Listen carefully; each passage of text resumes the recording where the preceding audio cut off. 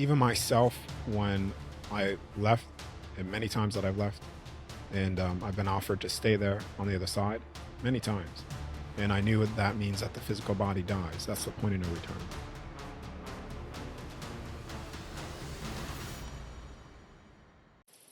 The Way of Will John. People, what's happening? We got a special guest here today, Darius J. Wright. Darius, what's up, man? How you doing? Thanks for having me. I'm doing good. A lot to get through today. You're a very interesting character. Why don't you introduce yourself and let us know who you are and what you're about and what you're doing and all that? Yeah, so for those people that don't know who I am and what I do, I specialize in out-of-body experiences. Now, I say out-of-body experiences because that's what people know it to be, but it's not necessarily what you think an out-of-body is. A lot of people, when they look at out-of-body experiences, they think of astral projection, and it has nothing to do with that. And I've stated before in some of the previous talks that I have with other people, is that when you compare an out-of-body state to an astral projection, it's like child's toys in comparison. An out-of-body state, the way that I do it, is no different from a near-death experience, but it's a near-death experience controlled. When you die, the soul leaves the body 100% and you're fully conscious and present on the other side. That is accessing all things. It's accessing the records, the nature of reality, and what we really are. So when you shut down the body in a controlled state, it is no different from a near-death. And what you access is no different from when you leave this realm entirely. And this is very scary for a lot of people when they do this, because shutting down the body to such an extreme state controlled feels like you're dying every single time. But what you get access to when you get rid of the fear is everything that I've stated already. You get access to records, the true nature of everything, because all is available to all souls here who have the willingness and desire to access it. So this, for someone who, I have, let's say, an introduction into this subject. For someone who's coming up on this right now, they're going to be saying, what? Like the materialist, worldview is what dominates society currently. So even there, can you give us an understanding? And it probably leads to something that I want to understand even from first. Why don't you break down reality for us first, just in an understanding of when you say shut down the body, stop your breath, just close your eyes, go to sleep. What exactly do you mean? Yeah. So to go back to your original statement that you made, is that materialistic thing. So this could be way out there for people, is because a lot of people are underneath the misconception that the universe dictates consciousness. And when you believe this, you believe that you are just the body, and when you die, you don't go on existing. But the universe does not dictate consciousness. Your consciousness dictates the universe, because you never die, you live on forever, and you will inevitably figure this out, whether if it's within this time frame that you're living or when the body dies and you cross over. So what I'm saying and what I'm accessing is everybody has the ability to access the unseen. When you leave your body, the unseen becomes seen to you. The nature of who we are, what we are, where we are, is all available to you. And so it's not necessarily like a mystical thing, because what you're seeing is what was always present and where you came from, right? And because we're here, you forget that due to the amnesia and also the nature of where we are. And the nature of reality is quite an in-depth topic, because to go into the nature of reality goes into absolutely everything. That is understanding what this place is, your thoughts, how your thoughts manifest dimensional spaces within this realm. I do have a slide that I typically share, if you want me to share that. Just Please do. Please do. Yeah. I've seen it before when you were speaking. I think it would be very helpful. Yeah, it's the same stuff, but it just gives people a better understanding of what I'm talking about. what I'm going to show you here, what you're seeing here is 3 images. And this is the realm or the construct that we live within.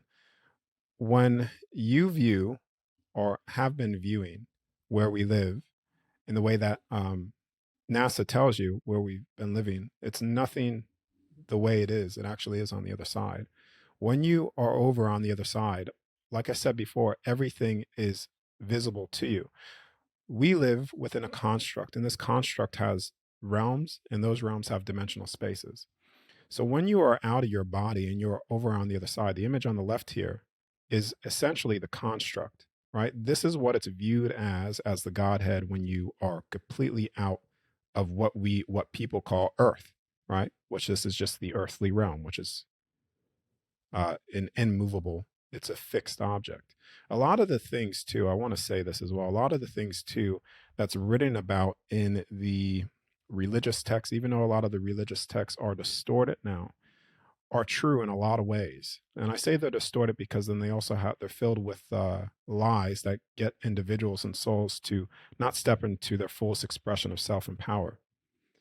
The image in the middle here is showing you the realms. So these realms, in this construct that we have a total of 12 realms, right? So realms here are within this construct. On the image on the right are the dimensional spaces. Now the realms, the best way to understand the realms is realm 1, the middle image there. Realm 1 is essentially the earthly realm. That's where we are, what people call Earth. Realm 2 is another realm. Realm 3, 4, 5 is actually the heavenly realms. And all of those realms are contained within the construct of what you see on the image on the left. Now, the image on the right is just something to give you a visualization of what when I say dimensional spaces.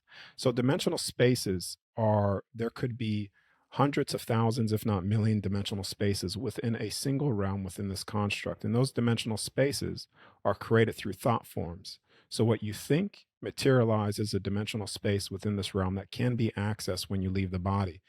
There's many times that I have left my body where I was able to view individuals' thoughts, but their thoughts were physical, because when you leave your body, it is more physical and more dense than your physical body. So when you're interacting with and seeing individual thoughts, you could say that you're reading someone's mind, but you're actually in it, touching it, tasting it, feeling it. You're feeling their emotion in that creation. These 3 images here is just to give you like I said, a visualization of what the construct of what you are living within, right? These 3 images here is what it looks like. These are the best ones, the images that I could find. It's not exactly, but they are the best ones that show you when you are out of the earthly realm, the construct, what it looks like viewing it from the outside. This is also where you get, like I said before, a lot of the stuff related to what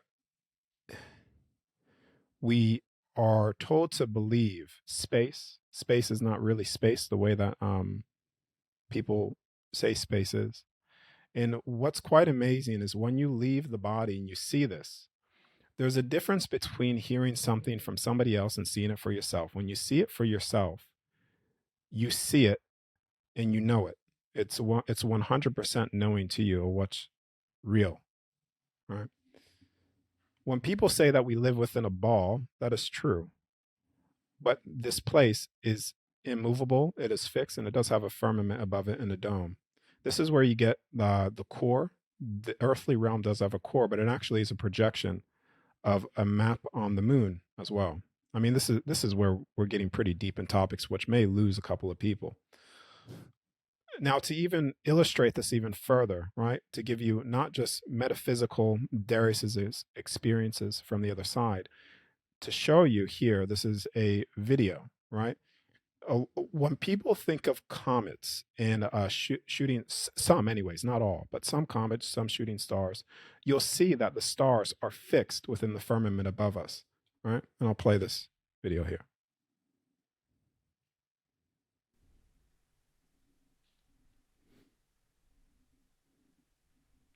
When you think that space is moving, that the stars were rotating in space, that's not true. And it's not how it's viewed on the other side. Everything, the stars are dimensional, are access points in dimensional spaces. This is where you even go into, this could go really deep, but as I said before, what people call the black sun, the core, is actually projecting a map on the moon of the earthly realm. And this is where you'll see here. You need to think about mirror as a projection. And when you flip the moon in reverse, you'll see that it holds an entire map of the realm that we live within. Has all the continents, everything's there. And this is not just, like I said, I want to give you guys actual things that you could see visually and you could do for yourself. But when you're out of your body and you're accessing the other side, all this is available to you and all this is visible and seen for what it really is. I know a lot of people may not like to hear truth because it's harder for someone to tell you you've been lied to your entire life when truth is finally revealed to you. The moon is an entire mapping system of the realm that we live within, and also the realm that's pretty much cut off from us. There's other land masses. It's not just Australia, America, and all the continents that they tell you that is here. And you can access these when you're out of your body and see it. When people want to look at, get a better visualization of constructs, these are some images here that you could visually look at to get a better understanding, like seeing it. When you see something as I talk, sometimes it just clicks. The image on the left is essentially the construct of what I was showing in the beginning, but a single construct has multi-dimensional spaces and realms within a single construct. The one that we're in has 12, right? This is also where it goes into all the ancient civilizations have known about this. A lot of the history, this is what I said before, in the ancient texts, a lot of the texts are actually true, but they hold a lot of distortions because a lot of the texts and truth of the records have been destroyed within this realm. This is where you get the reset of things. This is where you get the giants and all those things. That was all here, but it has been wiped, the records. And so there's still, when you read books or you go into that, you could still find some truth, right? And it's still there. But when you leave your body and you access the other side, you access the records because all things, everything is available to all of us. That's all the information. Nothing is never truly lost. And as you can see here, the Mayans, the Egyptians, the Romans, the Hebrews, Greeks, all knew about the nature of the reality that we live in. The only thing that's new here in the indoctrination is NASA. When you begin to also see the constructs from the other side, there are entrance and exit portals as well for entering and exiting the realm that we live within. Now, like I said, these are just images that I could find that give a close relationship to that which I'm talking about. If people haven't really watched a lot of my work, it's going to be I'm very cautious anymore with how and I know even that may have went over a lot of people's heads or went into a lot of belief systems that are still battling and stuff, So sometimes I'm careful with things that I share. But the thing is, when you, like I stated before, when you leave your body, you are not, it's not a mystical, airy-fairy thing. That's one of the biggest things that shocked the hell out of me when I left my body, and I continue to do it. I actually could do it controlled. I leave my body if it's a bad month, it's twice a month, but it's typically every single week. And I can do it every single day, but that tends to fry out my central nervous system, right? Because your soul is connected through the central nervous system, the whole meridian system. And this is where it goes into the health of the body as well, because when you're accessing information, it's not that the soul cannot maintain all that information, but when you bring it within the body, it could fry it out, just like a computer. If you download too much information all at once in the computer will start to bog down and get slow. It's the same thing with your physical body. So that's where the health is applied as well with us. But when you leave, right, it is more physical and it is more dense than having a physical body. Your soul is more physical than your physical body. And it's all the pleasures of physicality with no limitation. So when you're over on the other side, you could do as you wish, access all things, and you are still in physicality. So, okay, I have tons of questions I have already. And yeah, for some people, it may have gone over. With me, with some experience within this subject, not really, right? Consciousness is fundamental. The powers that be may, or ancient societies most definitely understood more about the nature of reality than we're being led to believe, that they weren't just farmers running around, with axes and, so I'm trying to decide where to take it, but I kind of want to understand even better how you're doing this, right? So let me take a step back. A lot of the people that are going to be watching this first are athletes, right? They're athletes that are doing stuff, but they're curious. They're curious about the nature of reality. We've had guys on to talk about and discuss these sorts of things, from Dean Radin, to Tom Campbell, all sorts of guys who have experienced things like this, or is either studying, the nature of reality. And to give someone an even better understanding of how you're accessing this, it would be really cool if, and I guess I'll have to ask you, if you think it's okay, and I kind of already know what you're going to say, for everyone to do this or to train to do this. Or could you give us just, did it start spontaneously at first for you, and then you decided to get it under control and developed a method of how you could do it? And can that method be taught for other people to access and do the same thing? The answer is yes. Right. So it's this happened to me out of nowhere. Right. I started to wake up in sleep paralysis all the time as a kid. And I have my childhood stories as a kid is pretty deep, but I won't get into that today. But to make it short and direct to you, is that sleep paralysis was happening to me at a young age, and I had no idea what it was. All right.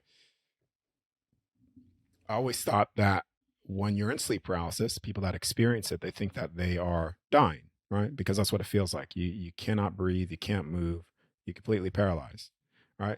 And it wasn't until I started to get rid of the fears when I realized that the sleep paralysis is actually a gateway for you to exit the body 100% and leave. And so over the years of being in fear around it, and then also getting it underneath control, my emotions underneath control, I was able to pop out every single time successfully. And in the method that I use is it's not in depth. It's pretty simple.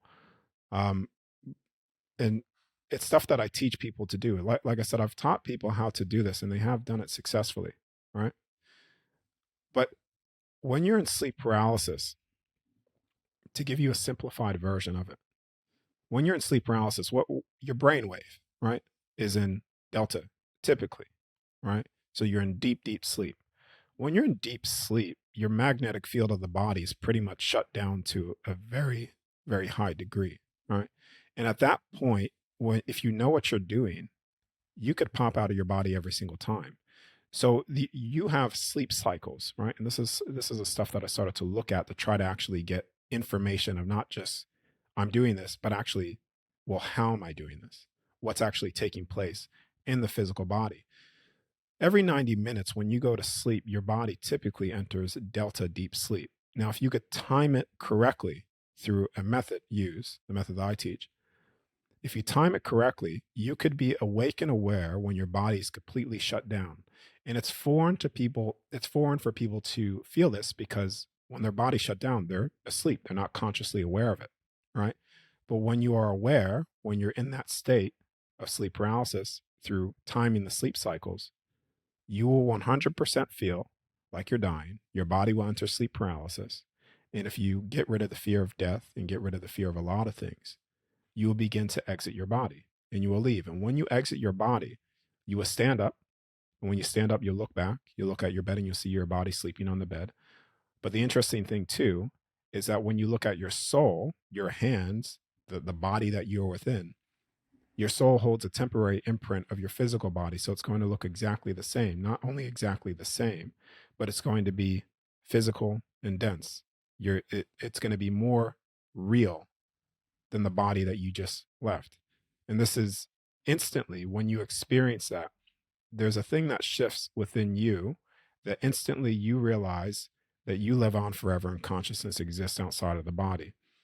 And when you get a taste of that for the first time, it's almost like getting a taste of anything that's I don't know, good for you or amazing. Feels good, right? When you get a taste of that, there's a desire for more. And that's what it was like for me. I want more, I want more, I want more. And I kept on pushing and I kept on pushing and I kept on accessing more. I got access to the records, I got access seeing the nature of reality, actually leaving this construct completely and viewing it from the Godhead, right? I was also able to view, like I said before, private thoughts because right now we are in such a limited frequency. These bodies are in a limited frequency of accessing the things that are always present in there. When you take the soul out, you are accessing and you're seeing all things. All frequencies are available to you. That's including thought forms. Absolutely, absolutely. I mean, I would even go further in depth, but I just want to add something that is that could shed some light on the discussion in a whole. At 16, like I said just before we got on, I was also experiencing sleep paralysis. The thing that's interesting, and obviously my journey, it took me until 27, I think, till I had some sort of understanding of what. I mean, I won't get into my story as well, just to say that during sleep paralysis, I didn't have any of the fear that people speak about. I had none of it.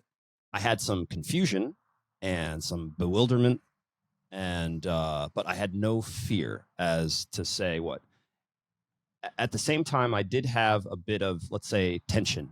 Like, you know, it's like walking in the middle of a forest, I guess I could say, and you kind of hear a noise, and you have that little switch there between the what was that noise? I could freak out, or like, oh, it's just a noise, like, right? And like you said, you had to master your emotions, kind of do that stuff. And so I'm quite sure that when I started to have a better understanding and control of things, it was later in quotation marks in life, because I had a better control of my emotions. By that point, I'd been a meditator, and that sort of practice aided me in trying to access different levels of, let's say, consciousness or different realms, in my search for trying to figure out what was going on. And a lot of the issues that I had when I was learning this in my 20s was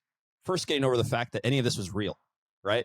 And that's what I want to discuss here just for 1 second. And is I remember actually having to go and take the computer and search for stuff. I had no idea what I typed in. I got on this other stuff, and when I realized that people were like actually talking about this, actually layering things out, actually discussing stuff, and that there was some ancient works on this stuff, my mind was blown. That so you mean it's real? And I had those experiences that you're talking about when you're outside of the body and you experience something, and you know that you are not your flesh, and yet you are not your body, right? You can't tell anyone this. If you experience it, and there's this thing that is the knowing, and other things can happen, when you can just know things, and the word know is even incorrect. You feel, right? I mean, I have a kind of a lack of words. You feel and know at the same time, and you know that you're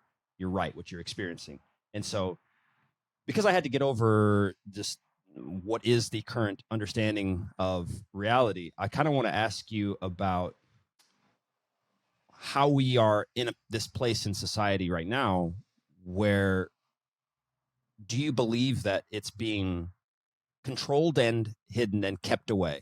If so, who and why? Well, that's a loaded question that could go into two different ways, and depending, like, all right, I'm always going to bring this back to the truth of how it was presented to me on the other side, right? But are there forces trying to prevent access to these things? Absolutely, right? Because that's the whole point of controlling the soul here. Why do you think there's so much fear here? Because fear is controlling the soul, suppression of information, and accessing the things that we all have the right to access. Now, the biggest fear of the ones that control this place is the souls actually truly seeing things for what they really are. Because when you wake up to the other side, this is something that my uncle has said to me. He's passed, and through leaving my body, I've accessed dead relatives and stuff like that to also have contact with them and communication. Something that he shared with me when I was out of my body and accessing the other side is that he said what's the most important thing here is what they call the great work, which is waking people up to the other side. Because when they wake up to here, which is the eternal aspect of each soul, they wake up to everything, because everything's available to you when you start to wake up to the true nature of the true universe, of who you are, what we really are. And so when you look at the suppression of information, truth, anyways, the suppression of awakening the dormant abilities within the physical body, and they do that through many things. They do that through medicine, right? I'll just say that. Through a lot of different ways, they suppress the body from decoding the information. Because, like I said before, everybody has a body and access to all things, just like everybody. Let's just say that your body's a computer, so everybody has access to the internet. So if you want to control and limit the access of information of everybody having access to the internet through the computer, then you would start to self-sabotage and limit certain aspects of the hardware within the computer. So even though it has access, it can't really access it in the way that it truly is meant to access it. You see what I mean? Yeah. But my question, sorry to cut you off, is what do they gain? And rather than keep it, if you don't want to, I mean, I understand if you don't want to name specific people who we've already thrown NASA, and I know me personally, I don't know enough about this because it's been my understanding of, I just kind of don't look in that direction. I focus on, well, if you can spread that sort of knowledge and news and give people an opportunity to understand those things, they will get there. And me, myself, I just kind of focus on, well, I know that this is real and I know I can do X, Y, and Z. So the best way to spread some of that is to be it, right? But if you could, then like, what do you gain? What does someone on this side, over here on Earth, gain from having that control? Does it move the masses in the way that they want, or would they have no control, power, money? What is the whole point? Why even try and stop someone? When people wake up to understand who we really are, then when you control souls, the amount of souls that you have here, you have unlimited potential of access of energy, information, data. Yeah. Okay. Then, so to move it from this, maybe the powers at B, if we kind of take it back to the ancient world, what they knew, how life was, was their relationship to reality and consciousness completely different from what we're experiencing now? How do we deal with the stories we get from them and all of that? So when you look into the records that I've looked into when out of my body, right? And like I said before, a lot of the texts, a lot of the religions and stuff like that have truth, a lot of truth in them. Like I said before, not all is true. It's like a little bit of truth. You give them 20% truth and then 80% lie, lead them down a path of self-sabotage, all that stuff, right? Could you give us a little bit of an example? Yeah, maybe yeah. Something that, yeah. So Okay. when you look into, let's just say, the halls of Amenti is a record of a point in time within this realm, which was also a point in time of the pyramids and stuff like that. You look back into those records, the physical body and the people that they were, they knew all things. They knew the nature of where things were, and they had all of the capabilities within the physical body of that which you have the capability to do on the other side, which is no limitation, right? This is where you have the shape shifting between different species within the physical body, because you were able to shift and change the way that you wanted to look and your soul wanted to express itself. Things were created through thoughts. It was ultimate expression of their soul's divinity within physical density. That was the time frame. That's an example of the time frame here. Okay. Yeah. Okay. But to go back to your original question, like a question, which is like the bad and stuff like that, because then also want to revert it back to what I've been told as well, so that it's not necessarily all doom and gloom and stuff like that. Right. This realm in particular, right? And I'm just gonna say it out is, and if it goes on deaf's ears, and it doesn't really matter. At least someone will hear it. This realm was originally created to experience that which you are not. This realm, this what we're in right now, was the unexperienced on the other side. So that's why there's a lot of souls here to experience the unexperienced. Not all souls chose to came here, but the ones that have experienced the unexperienced, the extremes, right? And in that very thing, we are experiencing that which we are not. You also had to have certain roles playing out of the bad guys, right? You see what I mean?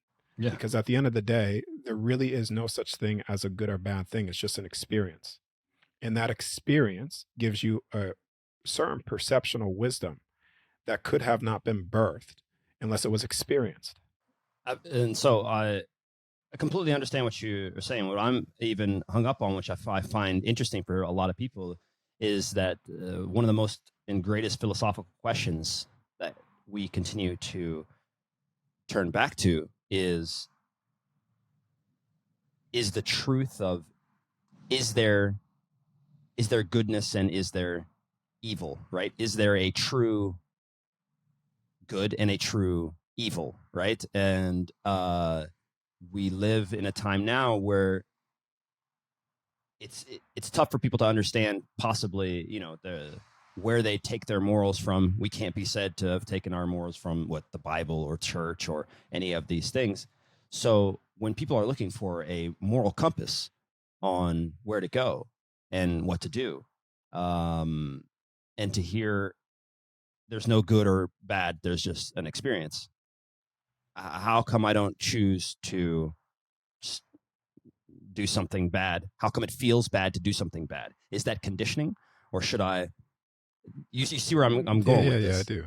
Yeah, because in a sense, this is why I said that question is a loaded question that goes in two different ways, and I understand both of the viewpoints, but also I want to make sure that I'm giving both one of the higher, like the things that have been told for me from outside, which may not make sense here, because in a sense it doesn't, because like I said before, this realm is so distorted. In this realm, when you're over on the other side, you cannot bend another soul's will. You cannot take advantage or bend that soul's will, right? You can't do it, but here you can. See what I mean? This is the extreme. You see? So when we are in a realm that is to experience that what you are not, right? With that very statement, you have within physical density the ability to control not the soul but the physical body, all those things, right? But when the soul leaves and accesses outside of this realm completely, there's no controlling that soul. With that in mind, then how does one find, let's say, life purpose? If some people didn't come here and want to come here, does someone have a life purpose? Do we all, or do we make that ourselves? Is there a concrete, real answer for that? Yeah. So when you before you have come in here, you've agreed to come in here, right? That's the memory that I've been shown of myself, even though people can't. Even myself, when I left, and many times that I've left, and I've been offered to stay there on the other side many times, and I knew that means that the physical body dies. That's the point of no return. And every single time, my soul desires to come back, and not every soul desires to come back. Some people do leave, and that's completely fine. but there are certain things that your soul wants to do here, or it's the reason why you've come here to begin with. A lot of people think too, when you're over there, for some reason, you don't have this sense of emotion, anger, or expression, extreme expression. You do. That's the reason why a lot of souls have come here, just due to essentially irritation, yeah, of what was taking place.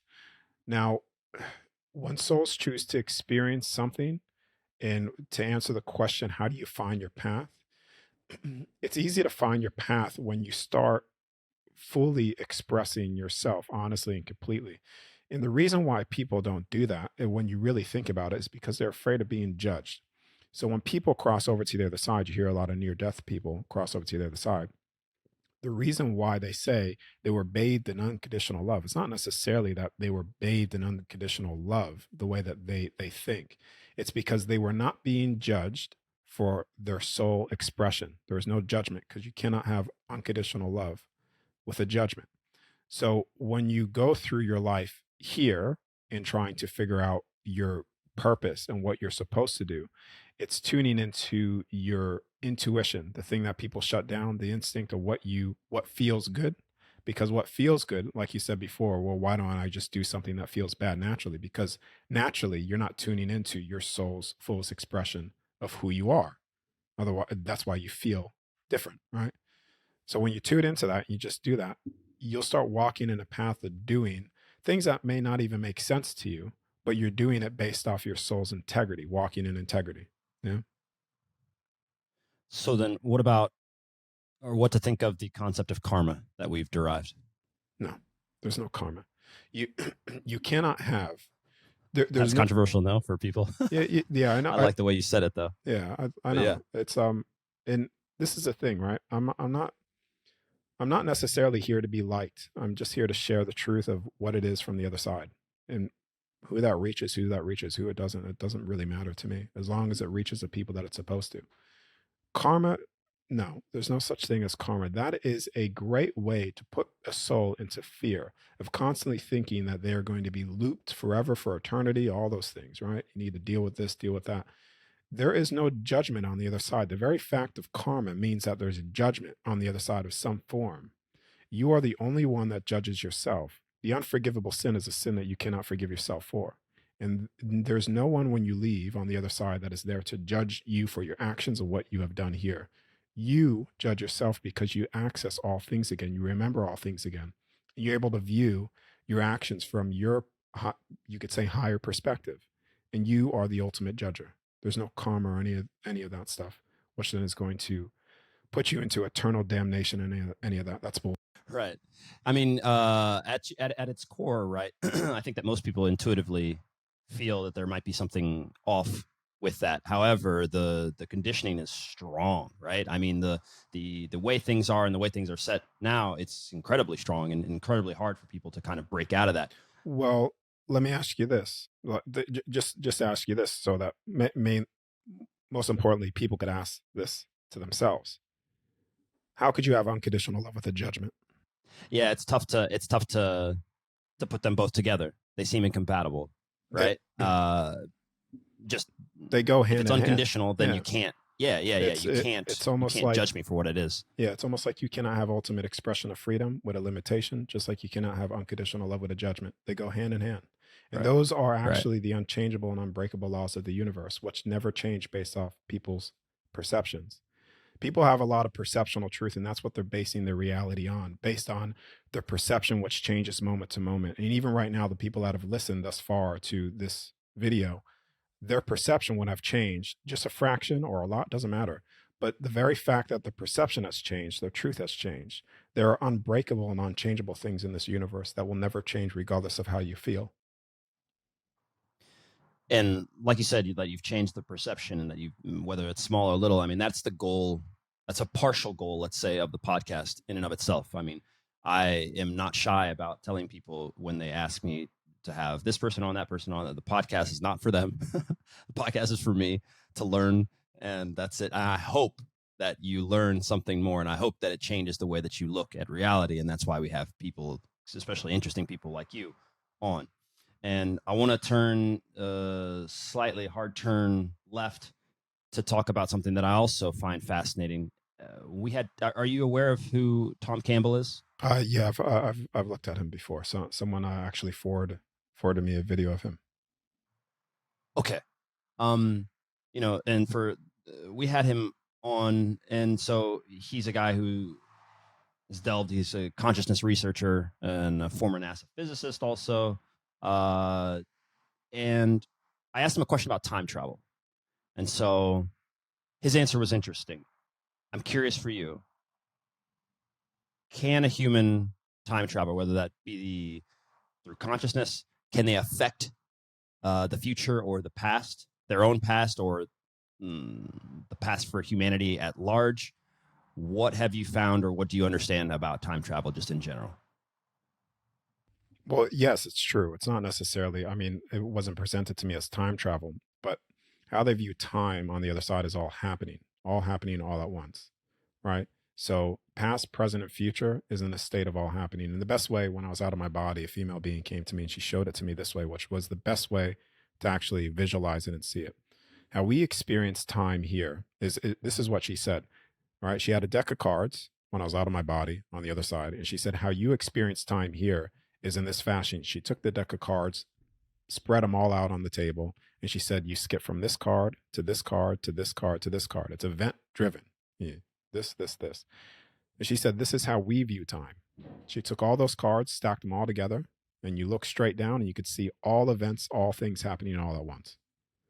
That's how it's accessed, even out of your body. There are things that I've accessed out of my body through personal stories of seeing things into just personal family in my life, right? Seeing them do something out of my body that was in a future event that I did not say anything, but I told other people, and it played out verbatim of what I saw, because all is happening. Like I said, when you leave the body, truly leave the body, and none of this dreaming, and because to be quite honest with you, a lot of the research that I've done, people just really don't know what they're talking about in terms of actually leaving. You know what I mean?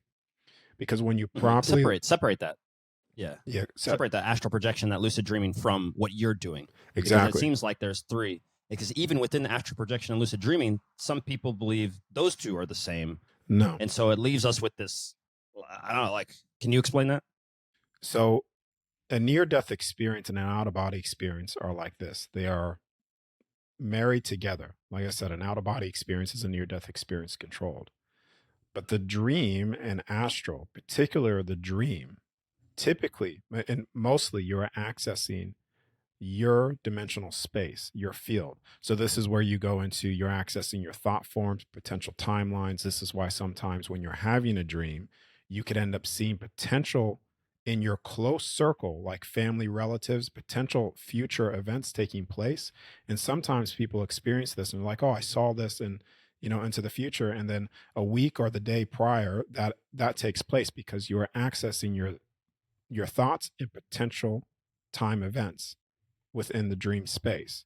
That's what dreams are accessing, right? But when you are out of your body, you're not only accessing your individual field, but you're accessing everybody's individual fields. You're accessing even more than that, because you're accessing the realms, dimensional spaces, even outside the constructs, the records, right? So there is a difference of access of what you get depending on where you are. It's almost like, if you're only in the astral and dreaming space, you're just accessing your individual field stuff in dimensional spaces. And there is a totally bigger area of things that you could access. Yeah. When you properly come out of the body. One of the biggest buzzwords in the world right now is, let's say, manifesting, right? And if you have an ability to go out and see and understand what people's thoughts are and see, I'm guessing that you have an idea of, let's say, the length of time, the intensity of time, focusing on something and seeing it in this outer world, and then seeing the time it would take to, let's say, appear, time in quotation marks, but how something would manifest from a thought all the way down to this physical reality. Could you explain possibly how manifesting works and possibly, how one can affect that. I mean, people are always going to be interested in how they can take something that they believe in or want and then think it and then bring it to reality. Two ways to that I'm going to answer this question, and that's based off of also the physicality side of things, which is what you're asking, but also manifestation on the other side when you leave is instant. Whatever you think is materialized there. Yeah. So there's no delay in your thought form manifesting that which you want to experience and do when you're on the other side. Here, because there's such a limitation and extreme of distortions of time going from one event to the next event to the next event, when you start to access, I'll just say, out of the body, and you're accessing potential or dreams, right? Because dreams are accessing your field and thought forms and potential time events. There are a multitude of different things that could you could potentially experience, and what you want to do is essentially, let's just say, if you're tapping into a thought form which is a potential time event, you just want to walk the path, right, of that which you want. So it's thoughts and time is married as well. They're like that together, because your thoughts, let's just say if you're thinking of something and you really want to manifest something, you really want something in your life, the more you think about it, you're actually manifesting that potential time event within your reality. And how you bring that in is just by keep on continuously to focus on it, but also walking the path, right? This is also where you get, when you talk about the question that you asked, manifestation, people take it as a very passive thing of, let me just sit there and think about what I want with no action. And you've also brought up physical training as well. I'm very physically active as well myself. But that's like sitting there saying, I want to become stronger, bigger, healthier, and you just think about it on the couch and do nothing. Yeah, you could do that on the other side when you leave the body, because you could think of how you want your body to appear and it instantly changes in front of you. But in physical density, there's action applied. You need action to it. This is like I said, we're experiencing what we're not here, essentially, the extremes of all this distortions. So it's not just a thought. It's the thought and the emotion, your energy of walking it fully and completely.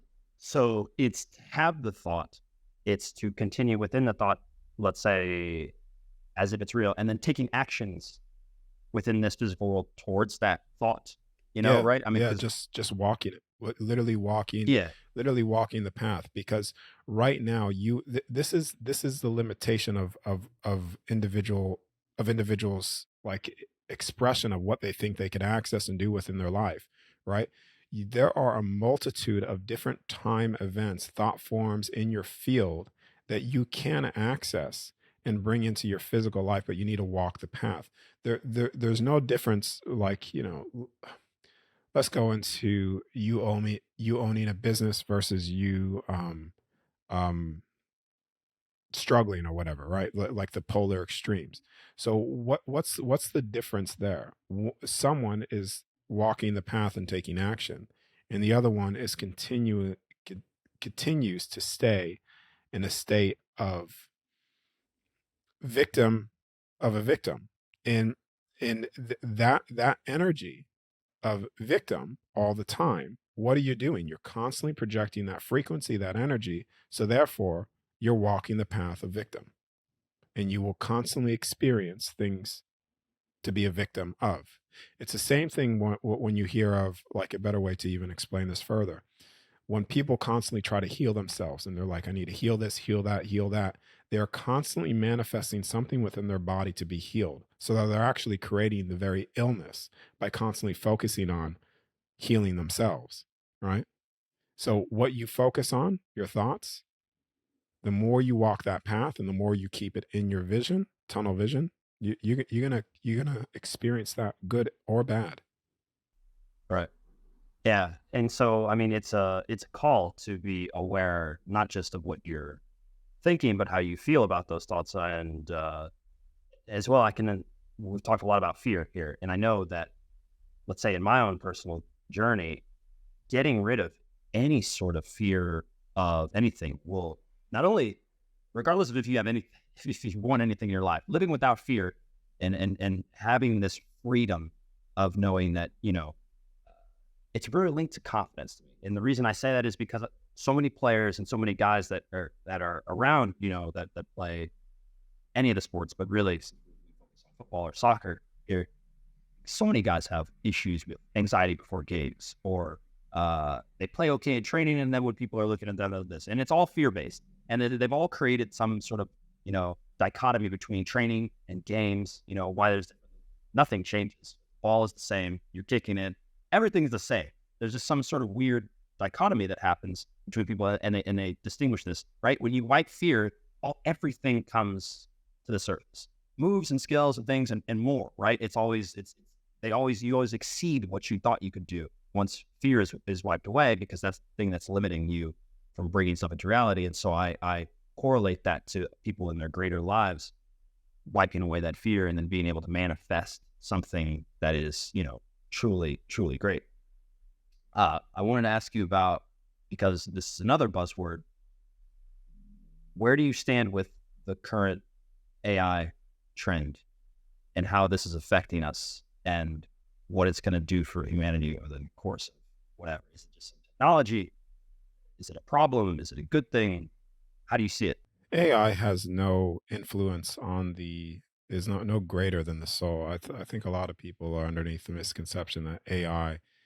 I'm answering this from not just a physical perspective, right? So from the other side, etc. The AI is just a collection of each individual person's input here. Yeah. And so that your soul, AI has no influence or dictating over that whatsoever. So I don't. I mean, You don't see any. you You see nothing. yeah, you're talking about the greater scheme of things, of who and what we really are. You're saying it's like, and I'm not saying this like trying to put you down or anything, but it's like saying, No, yeah. it's like saying um should we as human beings fear a single ant trying to bite our toe? Yeah. So, I mean, like, people, and obviously I'm playing devil's advocate for this here, but people's concern, from if I understand it to the best of their ability, is that because AI is so intellectually greater, or it is expected to be intellectually greater and able to learn at a speed with which we will never be able to do. That's not true. They're worried. No? No, you Tell me. when you leave your body, you have access to all things. Yeah. So physically, within the physical body right now, yeah, you're going to be completely bogged down. But when you leave the body, you have access to all of it. Each thing, everything, all information is contained within your soul. That's from the beginning of all creation, is contained within you. Each individual soul has access to that. AI cannot compare to that which always exists, because it just is. AI was created. We were never created. You see what I mean? We were always are, because yeah. That's the feeling that I've had, is that there's this separation, and I don't know. My general sense on AI seems to be one of which this is a left brain intellectual pursuit. AI, they don't, and this whole desire to run down that path seems to be completely ignoring what is the other side. There's no talk of that. There's no talk of, can AI access, we haven't even touched on things like the Akashic records, or I guess you have into a little bit, but like, I don't fear something that cannot touch that other side in the same sense that we can. I mean, if we are truly branches of the divine, over here in that sense, I don't see how something that we created that is going to be let's say the pinnacle of even left brain thinking. AI is basically, right. So our souls, consciousness dictates the universe, right? What AI is it's the universe trying to dictate consciousness, and that's not how it works.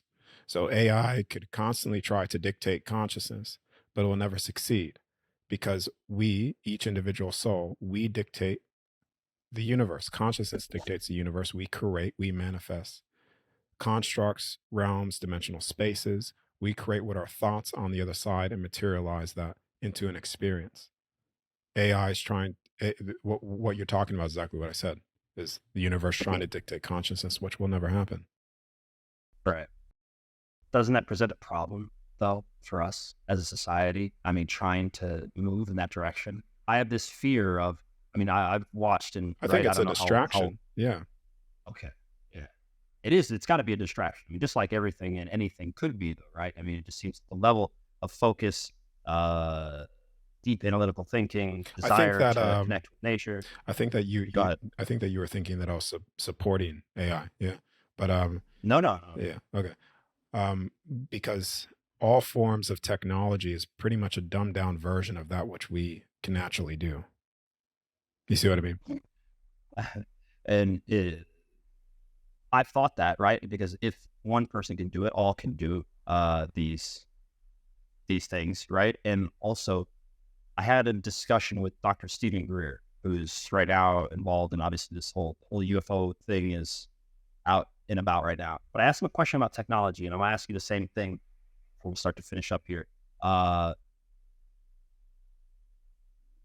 In the conspiracy world, there's technologies that will allow someone to access, right? You have gone through, let's say, some form of training, right?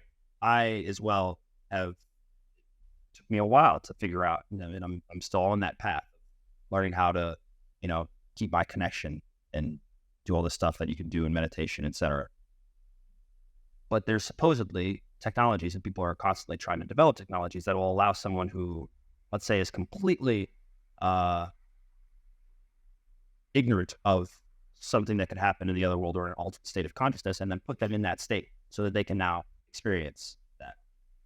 And obviously they can do that without. And I've heard you state that every time we go to sleep, right, we are accessing the other world, right? Not remembered or other things. What about this? So then what about these technologies that could do that? Do you think they exist? Do you think that the government knows? Because if everything that you're saying, let's say, is true, it would be very strange to me to think that with the infinite resources that many governments have, that they don't understand that this is happening and that they're not using something like that to manipulate. Yeah, I mean, the world. Technology that they, like Project Looking Glass, which is a technology to look into future events, right? There's technology that's present that allows for that access. But think about it. What I'm telling you is that you could either use a form of technology to access it, or you could access it with your soul by just learning how to do it. The thing is, every single piece of technology that's out there is just a reflection, a very bad reflection and copy of that which we could do naturally. And when people become too reliant, that's why I said the AI and stuff like that is a distraction. When people become too reliant on things outside of themselves, they stop focusing on themselves, right? The cells, themselves, and everything they have access to. Because when you're constantly focused on something out here, you shut down the part of yourself, the natural intuition, the instincts, the call. You shut down that soul connection, right? And when you start to attune your field, your frequency, right, you will start to tap into the true nature, the true universe, who and what we really are, without using technology. But I think a lot of people have become so shut down, their natural abilities have become so shut down. Technology acts as like a Kickstarter to just reboot it, but then not to become reliant on that, but just to, because the Project Looking Glass, that should give people an instant, well, if technology could do that, like if you really think about that, if a machine could do that, and my soul is infinite and lives on forever, well, why can't I do that? Because I'm not a machine. I exist beyond the machine. The machine will break down. The soul never breaks down. It's never decays. Only the body does. Right. Yeah. And so I want to go just quickly to the two last things that I'm curious about. people that are within this field, and there's a lot of talk on the best diet, whether that's vegan, vegetarian, do I eat meat? Do I fast? Do I abstain? Do I just drink water to do all this stuff? There's a lot of stuff on that. How do you deal with, and I've read plenty of different things, and there's different information out there. Some people say you have to give up meat. You have to eat the specific diet in order to access the other world. Some people say it doesn't bother them. Where do you stand? No, you could have, all right. The health only matters for one reason. And you could have the most destroyed, messed up body, poor health, all of it. You will still access the other side. That's why people die. They have near-death experiences. Why? Because their bodies are messed up, right? They're pretty much dead. You will always access the other side regardless of the health of the body. But when it comes to bringing the information within the body and all of the detail and full memory with no distortions, that's going to be the issue. You could still do it, but it's going to be very, very difficult in frying you out. It's like the computer. It's like if your computer, let's just say if your computer could handle 5 terabytes, but then someone ripped out and replaced it where it could only handle 500, or even more than half that, or let's just say a terabyte. And when you access information, if that's 5 terabytes worth of information, and you're trying to put that into a 1 terabyte computer, it will bog it down. It's not necessarily that you won't access it. So when it comes to diet, right, the original blueprint, when you look at the physical body, right, this is going to go past way over people's heads, right? I'll break it down like this. The original blueprint of the physical body is fruit, right, for a diet, right? But when you even go further back, soul, you really don't need food. Like I'm saying this, I'm eating food, right? But I'm just saying this. When you go back without the distortions, because the physical body has so much distortions within it that it's sort of crippled at the moment. So to get back to the original blueprint is very difficult, right? But this realm is a consumption realm. So in short, I would say eat whatever you feel that your body needs. I don't think there's no perfect diet when we're in a realm full of such distortions and experiencing the extremes of what we're not.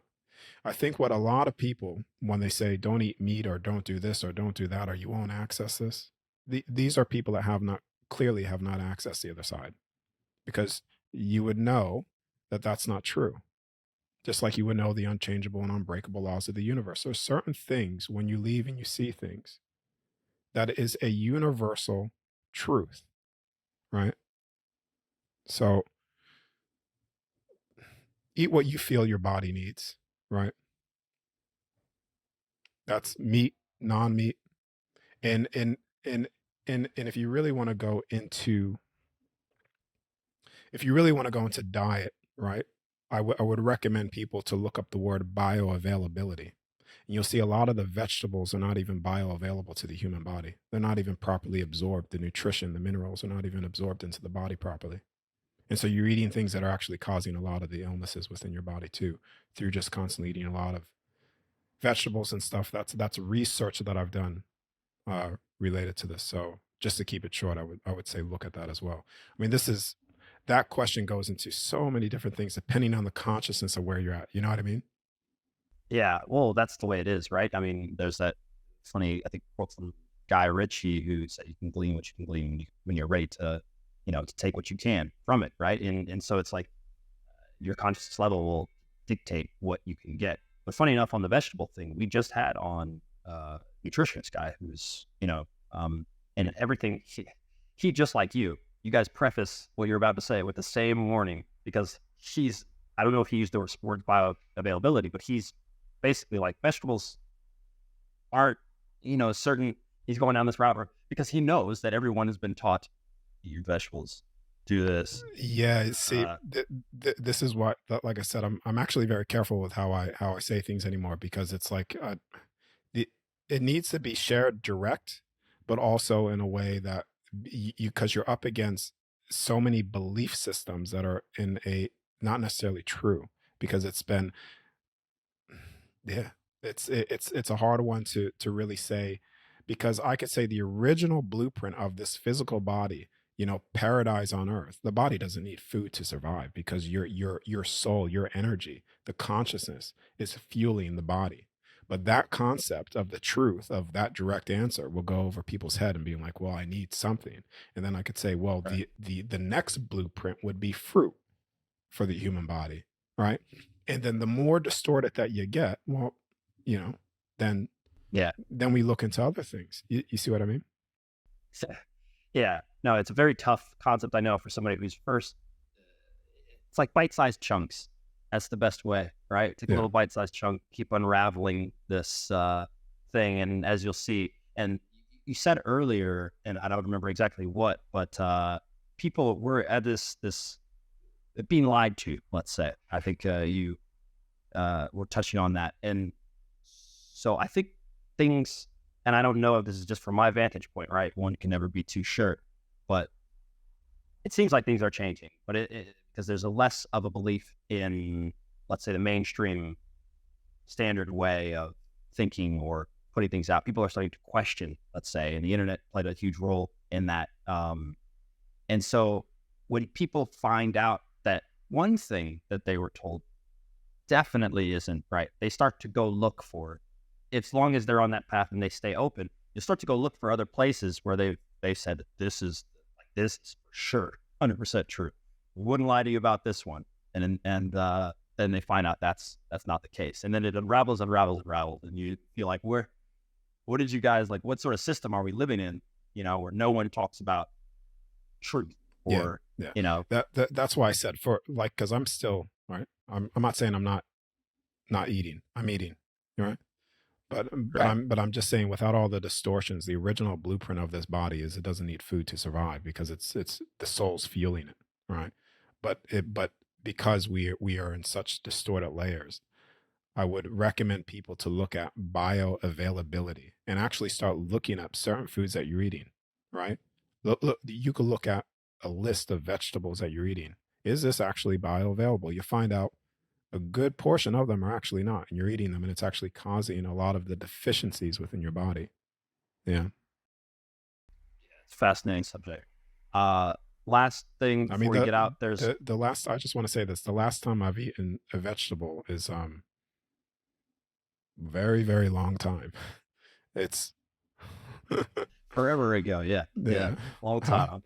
It's That's great. it's water, salt water, fruit, and right now it's red meat that I'm eating for Wow. my nutritional intake. Right. Yeah. And you're even active, as you said. You work out, you do stuff Yeah. like that. Yeah. Yeah. I've Yeah. been looking into, like, like I said, the bioavailability of certain things, and just to support my body in the meantime, right? With accessing the things that I'm accessing, knowing that it's bringing the information within. I've made because I used to only eat fruit, right? I was a what they call a fruitarian, right? And that's all I ate, because I know that is the next, when you look at the scale of the blueprint of the diet of the body, fruit is up there as the blueprint. And then, like I said before, if we were not, no distortions within the body, would be no food. But it's like, supporting your body is very important, and that's also finding out what actually feels good. A lot of people are eating, it's almost like they're in a constant state of, they've gotten used to feeling sick all the time, and they think that's normal. And when you do an elimination diet, you'll start to find that a lot of these issues within your body just slowly start to dissipate. And a lot of it's inflammation, right? A lot of the issue is inflammation. And it's hilarious that we're on this, and I couldn't agree with that more. And the elimination diet is, I mean, we're calling it a diet, but really, because it has this nice fancy little term to it, but really what we're what's then happening if elimination diet is working is that you're not poisoning yourself. You stop poisoning yourself and you stop having inflammation, right? Which is so the key, right? I mean, it's so online with everything. Right? I work to optimize my body. That's what I do when I train, right? To play, professional sports. That's what we want to do. That's what you should be obsessed with, even though guys are well aware that they don't have to have an optimized body to do it. If you love it and you want the best out of it, you want to optimize your body. And getting rid of inflammation is the thing. Anything and everything that you can do to remove that from your body allows you to do so much, right? And so it's funny to hear you echo that. And obviously the benefits, it should be obvious to anyone though that, more optimized your body is, the better you will be at all things, whether that's for the, OBEs, sports or whatever. To drive this even further home, like I said before, like the going on the far end, what people may not even believe, that you don't need any food, if it was perfection here, right? There was a cardiologist, and people could look this up as well. A cardiologist, and he says it's titled "Fasting for Survival." It's a YouTube video, and what he goes into is that when you stop eating, right, in particular with fasting, right, prolonged periods of fasting, eliminating food out of your diet, your growth hormone, your genetic gene expression spikes, right? Because it's finally getting a chance to clean out all of the inflammation, all of the crap within your system, and your body's finally able to express its gene expression properly, right? We don't need as much food as what people think.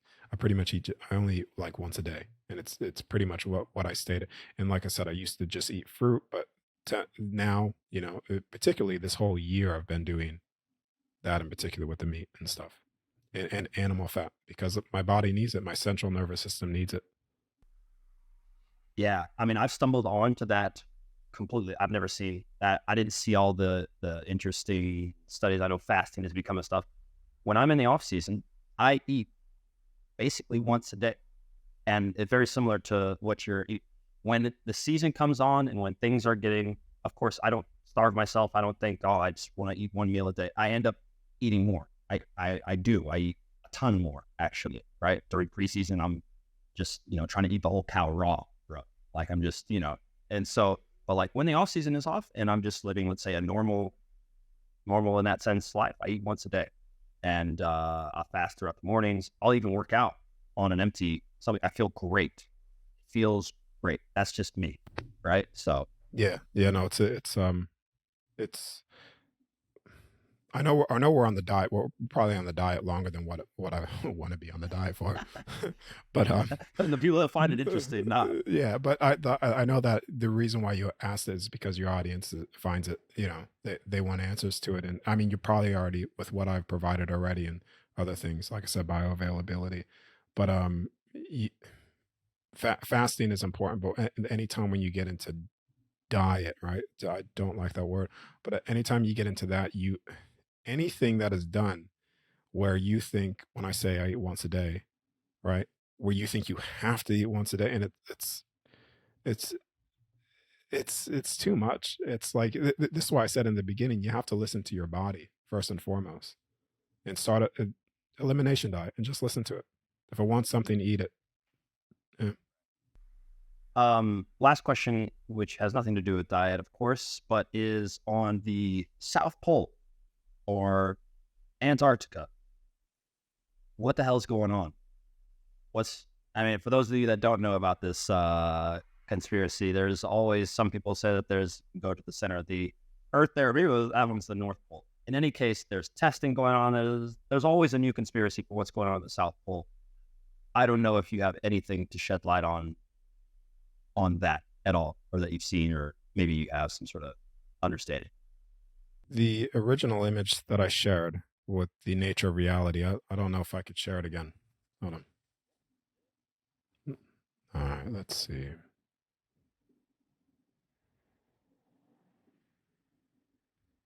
All right, this one here.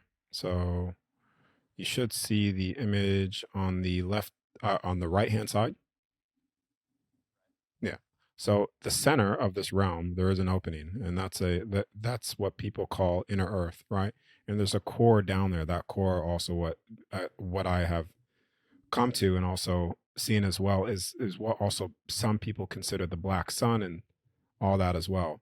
And that this is actually acts as, I mean, this is where we're going far out there, but you asked the question, so I'm going to answer it. This is actually one of the entrance and exit portals to the image in the middle here, like accessing the many different realms within this construct, which is the image on the left, right? I want you to think about the realms. All right, so the construct is containing the realms and dimensional spaces. So what I want you to think about, the realms is basically like a house, and the dimensional spaces are the rooms within the house. Does that make sense? Okay. So when people are talking about with the image in the middle here, when people are talking about outer reaches to access more land, you're actually accessing a bigger part of this realm, or even sometimes the other realms within this construct. Does that hold on, how do I stop sharing my screen there?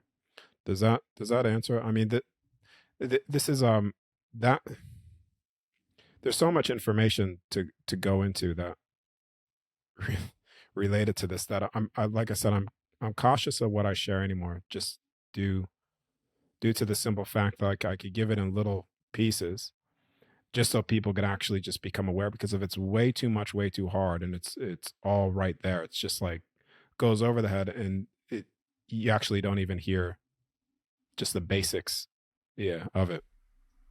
Totally. I mean, this conversation will serve as the primer for a lot of people to want to go find more. And so with that in mind, where can they see more or hear more about you? Yeah, so everything that I share is on my website, not necessarily on social media. I don't like to play on social media a lot. I've actually deleted all my accounts. So all the things that I share, all my work, the method that I use to leave the body and teach people is all on my website, 𝗪𝗟𝗟.com. Due to all of what is taking place with the information and stuff like that, I'm very cautious of what I share publicly on social platforms. That's why it's just on my site anymore. Very old school. All right. So perfect. Guys, we will link to everything. Darius, appreciate it, man. This is awesome. We'll have to do this whenever I get to Australia. Or do you actually publicize where you're at? Oh yeah, no, you're good. Everybody knows I'm in Australia. Okay. Okay. Some people don't want to be like they're out hiding like in the mountains somewhere, and they're like, what? But okay, no, we'll obviously we'll link to all this stuff, so you guys can go check it out. I would implore everyone, even if this sounded insane to you, probably not. If you're listening to this, then you're already open. But continue that search, continue pushing for knowledge, continue all that. I don't know if you want to add anything, just as last words. Yeah, I mean, I've gotten out of the point of I'm not necessarily trying to help. I'm just sharing, because I know what I've been told on the other side is the great work, waking people up to the other side. And sometimes waking people up and sharing information that goes against belief system is a very hard battle. And I'm not necessarily here to fight anybody's battle. The thing is regardless of whether you see it now, you will see the true nature of who you are, what we are, what this place is, when you inevitably leave this realm through death or through an out-of-body state. What you don't have to die is what I'm saying, right? You do not have to die to access this information. What I'm saying is that it's all available to you when you learn how to leave your body, right? And you can access it and you can see it yourself.